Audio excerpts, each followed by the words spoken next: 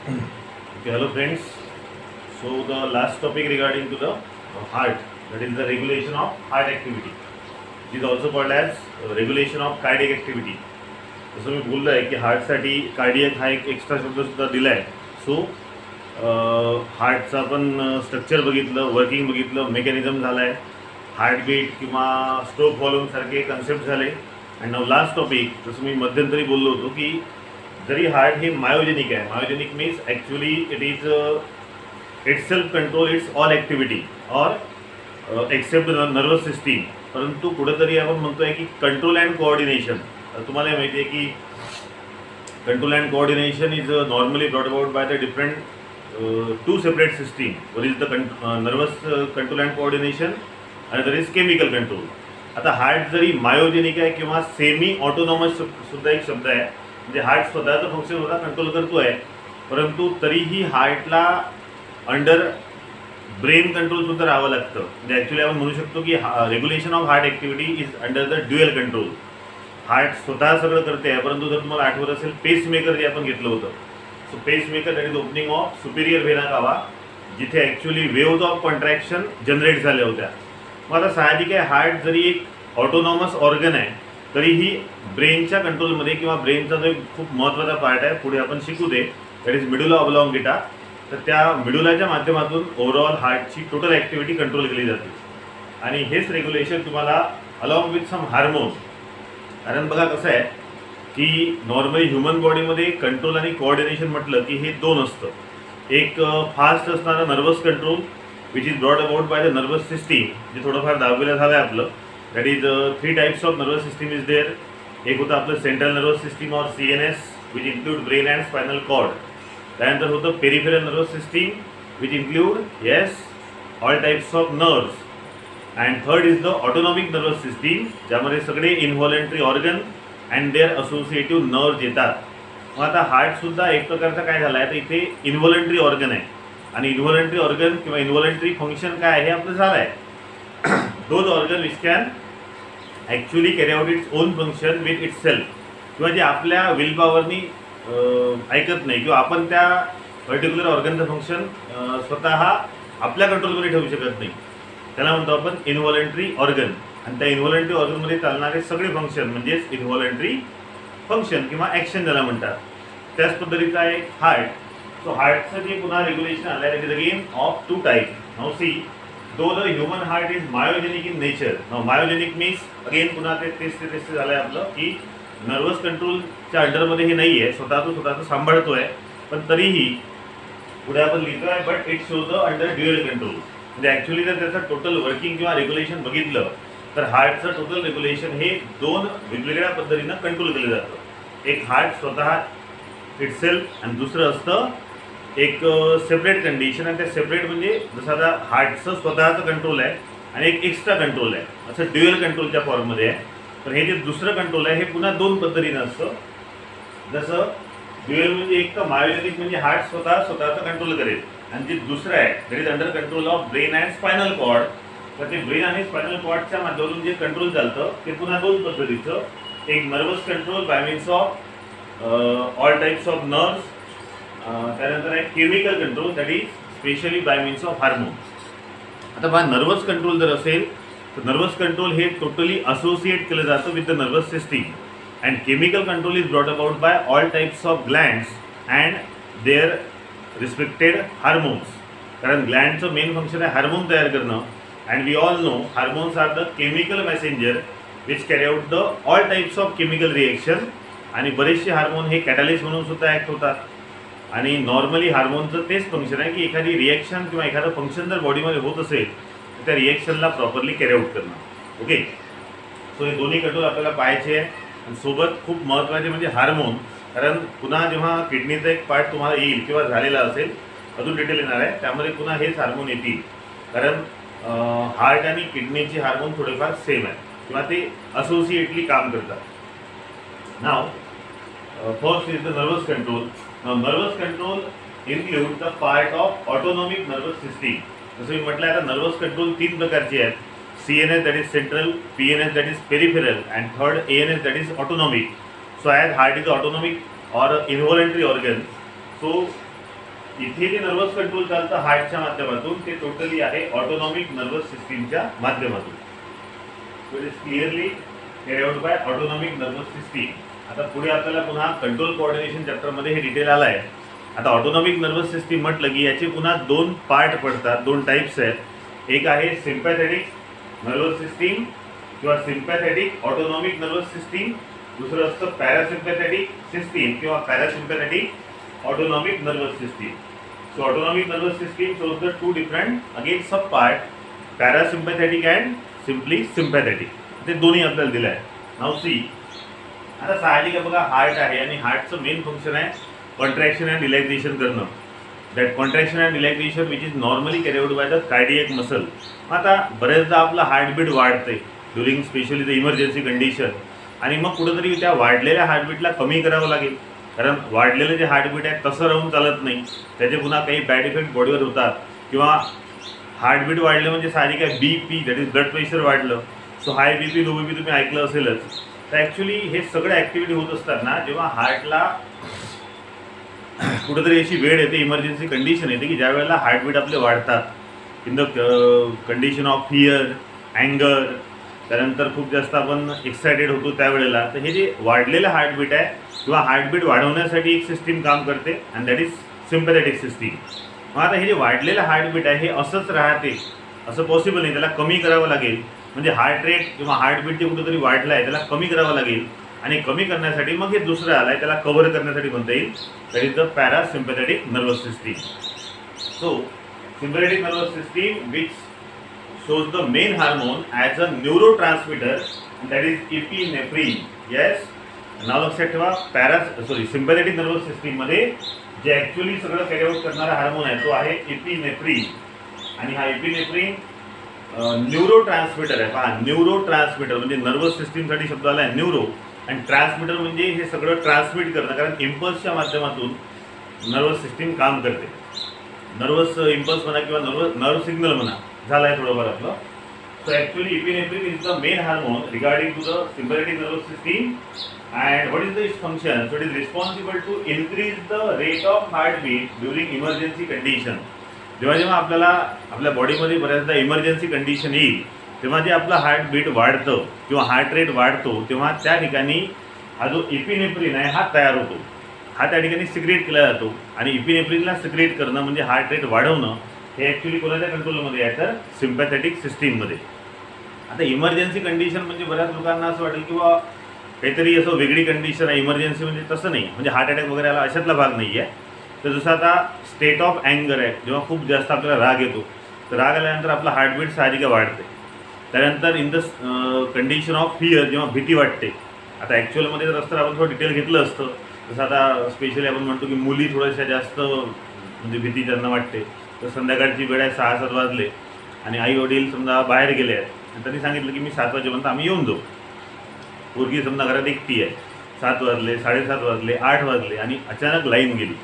तर लाईन गेल्यानंतर जी आपल्याला थोडीशी भीती वाटते आणि हार्टबीट वाढायला लागते.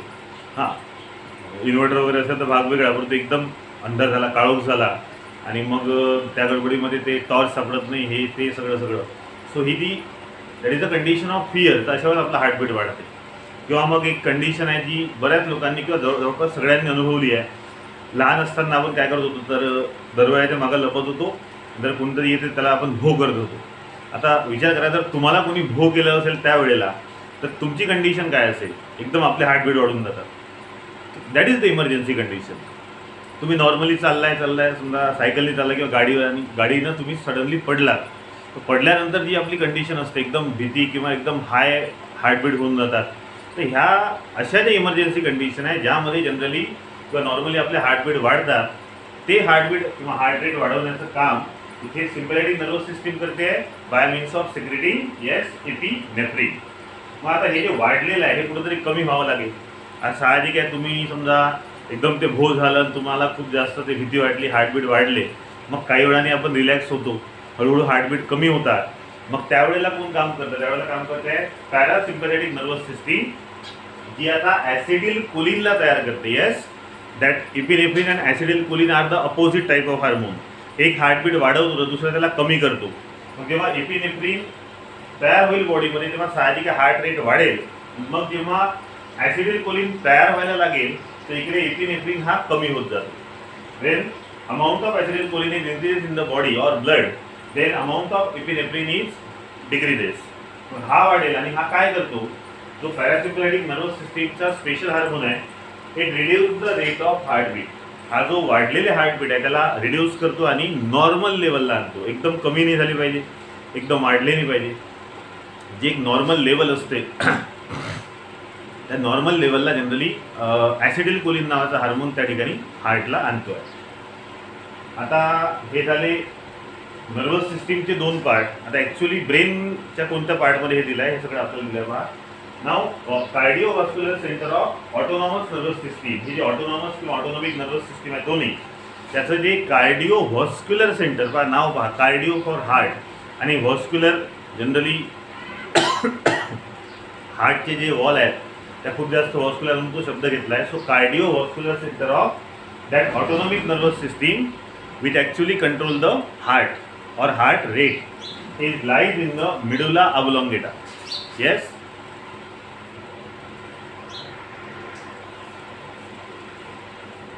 okay, so that cardiovascular center of autonomic nervous system is lies in the one of the very important part of brain, that is medulla oblongata. 10वी ते थोडंफार 9वीला झाला आहे तरी आपण पुन्हा 12वीला आपण घेऊच. सो मेडुला ऑब्लॉंगेटा नावाचा एक पार्ट आहे ब्रेनचा, ॲक्च्युली हँड ब्रेनचा पार्ट आहे. त्या ठिकाणी हे सगळं याचं सेंटर असतं. तुम्हाला माहिती आहे ब्रेनमध्ये असोसिएटिव्ह एरियाज असतात. तर हा associative area or associative that particular site which actually control the regulation of heart activity or cardiac activity. So remember medulla oblongata. आता हा medulla काय करतो तर हा एक control the rate of heartbeat. आता हार्टबीटचा रेट मध्ये एक तर वाढेल किंवा कमी होईल, बरोबर आहे. तर त्याचे तीन ॲक्च्युली पॉईंट दिले आहेत. आता जसं मी इथे शब्द वापरला न्यूरो ट्रान्समीटर. तर या न्यूरो ट्रान्समीटरचे भरपूर पार्ट्स आहेत, त्याचे टाईप्स आहेत.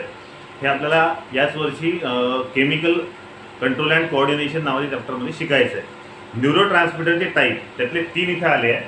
So it control the rate of heartbeat in response, म्हणजे हा जो हार्टबीट कंट्रोल करतो हे रिस्पॉन्स आहे. And it get the stimulus from. मग आता हे जे हार्टबीट वाढणं किंवा कमी होणं जे आहे, जे ॲक्च्युली रिस्पॉन्स म्हणून हार्टने दिला, तर त्यासाठी त्याला काहीतरी स्टिम्युलस भेटलं असेल. You all know the stimulus and response. मग याला स्टिम्युलस कुठून मिळतं ते आपल्याला दिलं आहे. तर इथे काही टाईप्स ऑफ न्यूरो ट्रान्समीटर आहे किंवा रिसेप्टर आहे सरळ. आता रिसेप्टर म्हणजे काय, तर जे स्टिम्युलस रिसीव्ह करतात आणि इकडे सेंड करतात ब्रेनकडे, तसे काही रिसेप्टर आले. जसं पहिलं proprio receptor. Yes, proprio receptor. What is the function of proprio receptor? It monitor the position of limb and muscle. आता साहजिक आहे बा, लिम्ब्स आणि मसल आपले ते हाइंड लिम्ब किंवा फोर लिम्ब असतात किंवा मसल आहे, तर या माध्यमातून जे काही सिग्नल मिळतं, जे काही स्टिम्युलस मिळेल त्याला हा मॉनिटर करेल. आता पहा एक्झाम्पल देतो आहे मी. तुम्हाला समजा करंट लागला, तर करंट लागल्यानंतर पुन्हा हार्टबीट वाढते आपली. आता करंट लागला म्हणजे ॲक्च्युली काय झालं, समजा तुमचं बोटाला करंट लागला म्हणजे लिंब आलं, बरोबर आहे. त्यानंतर हा करंट या पद्धतीनं पूर्ण मसलमध्ये गेला आणि पूर्ण हात आपला व्हायब्रेट होऊन जातो आणि त्यानंतर लगेच हार्टबीट वाढते. तर आता तिथून जे काही त्याला स्टिम्युलस मिळालं त्यानुसार मग आता कोण ॲक्टिवेट होईल, तर सिम्पॅथेटिक नर्वस सिस्टीम. मग काय बॉडीमध्ये एकदम फास्टमध्ये प्रोड्यूस होईल तर एपिनेफ्रिन, आणि म्हणून आपला हार्टबीट वाढेल, मग हळूहळू कमी होते. So that proprio receptor receive the signal और monitor the position of limb and muscle. आपले लिम्ब्स आणि मसलची जी ॲक्च्युअल पोझिशन आहे त्याला मॉनिटर करून तिथून सिग्नल पाठवण्याचं काम करतो प्रोप्रिओ रिसेप्टर. दुसरा आला आहे कीमो रिसेप्टर. नावच आहे केमिकल. सो कीमो रिसेप्टर म्हणजे सरळ directly connected with chemical in the body. So it monitor the chemical change in blood. आता ब्लडमध्ये जर केमिकल चेंज झाला असेल तर त्याही माध्यमातून हार्ट रेट कमी किंवा जास्त होतो. फॉर एक्झाम्पल आता सपोज ॲसिडिटी वाढली असेल, पुढे एक मुद्दा येईल ॲसिडोसिस. जर ब्लडमध्ये किंवा बॉडीमध्ये एकदम ॲसिड वाढलं तर त्या माध्यमातून एकदम खूप जास्त घाम यायला लागतो. किंवा हाय बी पी लो बी पी जे आहे ते actually change in the blood volume आहे किंवा change in the composition of blood आहे. ॲसिड वाढणं, बेस वाढणं, त्यानंतर एखाद्या वेळेला खूप जास्त आयन्सचं कॉन्सन्ट्रेशन वाढतं. Iron concentration is also very important as far as regulation of heart activity is concern. तुम्हाला माहिती आहे आफ्टर द एज ऑफ 40, 40च्या नंतर जनरली मीठ वगैरे खायला कमी सांगतात डॉक्टर लोक. सो या पद्धतीनं जर ब्लडमध्ये काहीतरी चेंज झाला असेल, केमिकल चेंज झाला असेल, तर त्याला मॉनिटर करणारा, त्याला सिग्नल देणारा कीमो रिसेप्टर. आणि तिसरा आहे baro receptor. Baro receptor monitor the stretching of arteries and veins. आपल्या बॉडीमध्ये ज्या व्हेन्स आणि आर्टरीज आहेत, स्पेशली दोन, कॅपिलरी नाही, कारण कॅपिलरी बारीक असतात. सो मेन आर्टरी ज्या आहेत किंवा व्हेन्स आहेत यामध्ये स्ट्रेचिंग म्हणजे त्याला एक तर कॉम्प्रेस करणं किंवा त्याला रिलॅक्स करणं हे होत राहतं. कारण या आर्टरी आणि व्हेन्सच्याच कॉम्प्रेशन किंवा रिलॅक्सेशनमुळे ब्लड प्रेशर मेंटेन केलं जातं. बरेचदा ब्लड प्रेशर वाढतं एखाद्या एरियामधलं, किंवा मग हार्ट जवळ जसा एओर्टा आहे किंवा पल्मनरी ट्रंक आपण बघितलं, यामधलं जर थोडंसं स्ट्रेचिंग वगैरे झालं तर त्याचा ॲक्च्युअल इफेक्ट हार्टवर पडतो. कधी कधी ब्लडचं व्हॉल्यूम वाढेल, कधी कधी ब्लडचं प्रेशर वाढतं, कधी कमी होतं. तर या सगळ्या माध्यमातून जे काही मॉनिटरिंग केलं जातं ते कोण करतं, तर baroreceptor actually control the stretching of arteries and veins, and by that condition stretching actually जे ब्लड प्रेशर आहे ते तिथे नॉर्मल ठेवणं किंवा मेंटेन करणं हे खास काम आहे बॅरो रिसेप्टरचं. Okay, so that is about the nervous control in heart activity. And now last is chemical control. So chemical control include the various condition. आता केमिकल कंट्रोल म्हणजे it is brought about by glands, it is brought about by secretion of hormone, which are chemical messenger ज्याला आपण म्हणतो आहे. Generally chemical control आपल्या बॉडीमध्ये हार्टशी associated केव्हा असतं, तर जसं एक कंडिशन आहे हायपॉक्सिया. आता हायपॉक्सिया म्हणजे low level of oxygen in body or any part of body. आपल्या बॉडीमध्ये ओव्हरऑल जर ऑक्सिजनची कमतरता झाली असेल किंवा मग साहजिक आहे की समजा एखाद्या पार्टमध्ये कमी झाली ऑक्सिजनची, तर अशा वेळेला सुद्धा हार्ट रेट वाढतो. पहा, आता सपोज तुम्ही एखाद्या बिल्डिंगमध्ये आहात, एखाद्या रूममध्ये तिथे आग लागली. आग लागल्यामुळे काय होईल, खूप जास्त स्मोक तयार होईल, धूर तयार होईल, ऑक्सिजन आपल्याला कमी मिळेल. अशा वेळेस आपल्या लंग्सला किंवा थ्रूआउट द बॉडी ऑक्सिजन कमी मिळते. अशा वेळेला एकदम श्वास आपण जोराने घेतो. तर श्वास जोराने घेणं म्हणजे ॲक्च्युली हार्टबीट वाढलं आहे. सो अशा पद्धतीची जी हायपॉक्सियाची कंडिशन आहे, that is low level, हायपो means कमी, हायपॉक्सिया दॅट इज ऑक्सिजनसाठी झिया शब्द आला आहे. So if low level of oxygen is there in the body or any part of the body, there also there is a change in the heartbeat and that is controlled by chemical control. त्याचप्रमाणे acidosis असेल किंवा alkalosis असेल. Acidosis means increase in the acid level in blood stream. ब्लडमधलं acid वाढलं असेल किंवा मग ब्लडमधलं अल्कलॉसिस म्हणजे बेस किंवा अल्कली वाढला असेल, तर अशा वेळेला सुद्धा केमिकल कंट्रोलच्या माध्यमातून हार्ट रेटला कंट्रोल केलं जातं. It causing the decrease in the heart rate, म्हणजे डिक्रीज किंवा इन्क्रीज ज्या पद्धतीनं ज्यानुसार ती कंडिशन आली असेल त्यानुसार. नाव हार्मोन कोणते रिस्पॉन्सिबल आहे केमिकल कंट्रोलसाठी. जसं नर्वस कंट्रोलसाठी होते हायर रेटसाठी इपिनेफ्रिन आणि लोअरसाठी ॲसिटिल्कोलिन, तसं इकडे आहेत इपिनेफ्रिन अँड नॉर इपिनेफ्रिन. म्हणजे इथे इपिनेफ्रिन तर तो वाढण्यासाठी येईल, तर इकडे नॉर इपिनेफ्रिन तयार होतो केमिकल कंट्रोलच्या माध्यमातून, जो हार्ट रेटला डिक्रीज करेल. नाव it also maintain the concentration of potassium positive, calcium dipositive and sodium like etc. खूप सारे आयन्स आहेत आणि या आयन्सचं सुद्धा कॉन्सन्ट्रेशन आपल्या ब्लडमध्ये प्रॉपर असायला पाहिजे. ते जर वाढलं असेल तर हार्ट रेट वाढतो, ते जर कमी झालं तर हार्ट रेट कमी होईल. कारण actually ions are the charge carrier in our body. हे आपल्या बॉडीमध्ये चार्ज जे काही मिलीव्होल्टमध्ये चार्ज असेल तो कंट्रोल करतात. त्या चार्जला कॅरी करणारे हे आयन्स आहेत. याचंसुद्धा जे ॲक्च्युली कॉन्सन्ट्रेशन नॉर्मल राहायला पाहिजे. जर ते वाढलं असेल तर पुन्हा केमिकल कंट्रोल त्याला कमी करेल, आणि जर कमी झालं असेल तर मग केमिकल कंट्रोलच्या माध्यमातून ते वाढेल. So it also maintain the concentration of various types of ions in the body, because that ion concentration shows the major effect on cardiac activity. तुम्हाला माहिती नाही आहे, पण पुढे आपण डिटेलमध्ये घेऊ. जे आपल्याला कंट्रोल कोऑर्डिनेशनमध्ये आलं आहे की जर बरेचसे काही खूप इम्पॉर्टंट आयन्स आहेत हे जर बॉडीमध्ये किंवा ब्लडमध्ये वाढले तर त्याचा डायरेक्ट इफेक्ट हाय बीपीवर होतो, ब्लड प्रेशर वाढतं. किंवा एखादा विशिष्ट जो आयन्स आहे, पुढे आपल्याला आयनिक कंडिशन दिली आहे, ती जर कमी झाली बॉडीमध्ये तर ब्लड लेवलसुद्धा कमी होईल किंवा ब्लडची ॲक्टिव्हिटी थोडीशी हार्टवर इफेक्ट करेल. So cardiac activity decreases with the elevated blood level of potassium and sodium. म्हणजे पोटॅशियम आणि सोडियमबद्दल एक स्पेशल दिलं इथे. जर ती इलिव्हेटेड ब्लड लेवल झाली तर त्यानुसार आपली हार्टची जी ॲक्टिव्हिटी आहे ती वाढते, डिक्रीज होते. So that is about some chemical control which is brought about by the hormone, and here nervous control which is brought about by nervous system. Again two part, sympathetic and parasympathetic. So इथे हा part झाला आहे, that is your heart.